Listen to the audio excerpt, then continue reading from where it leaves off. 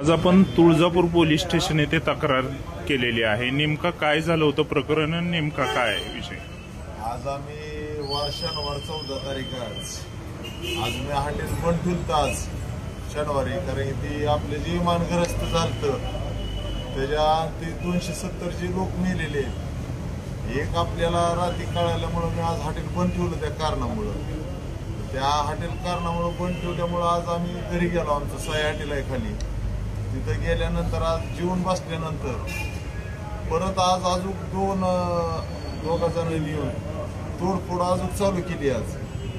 मग आम्हाला जात जाता एक मोटरसायकल फोन आला की मालक जावा तोडफोड अजून चालू केलेले। आज बी अजून 6 बॅनर फोडले माझी, मग अजून जीव मारण्याची धमकी चालू आहे आमच्यापाशीच का की हॉटेल भाग्यश्रीवाला का दिसायला लागलाय, कष्ट करून पुढं चालल्यामुळं या कशामुळं ते आम्हाला काय कळा नाही। आमची एक मागणी यांच्यावर कठोर कारवाई करून केस तरी केलेले घेतलेले आणि आपण फोन लावलेलं पोलीस गाडी आलेली, पोलिसाचं भरपूर सहकार्य झालेलं, त्यात काही नाही आपलं। फोन लावलेलं गाडी आलेले 10 रुपये आणलेले, आरोपी घेऊन आलेले, त्याचं काही नाही, साथ दिलेले पोलिसांनी आपल्याला।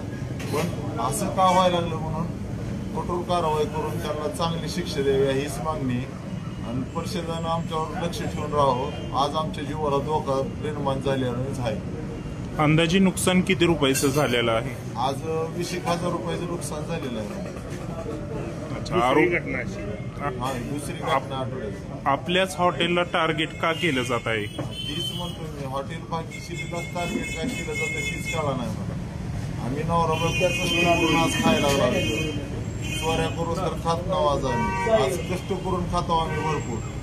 आज सकाळी 6 वाजता उठतो, 10 वाजता हॉटेल बंद केलं तरी आम्हाला सगळं ब्रेकडाऊन गोळा करून घरी जायला 1 वाजते, तेव्हा जेवतो आम्ही एक टाइम।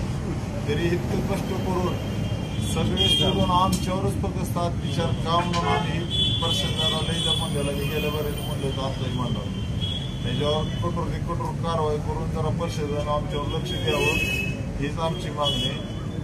आरोपी कोण आहे ते काय आहे त्याबाबत काय माहिती? आरोपी आज पकडून दिले, रेड हँड पकडले, कॅमेऱ्यात दिसले तिथंच होते आरोपी, तिथं शिंडत होते। कुठले आहेत काय आरोपी काय माहिती? एक तुळजापूरचा आहे म्हणते आणि एक बाहेरचं कोण साईड माहिती। अच्छा।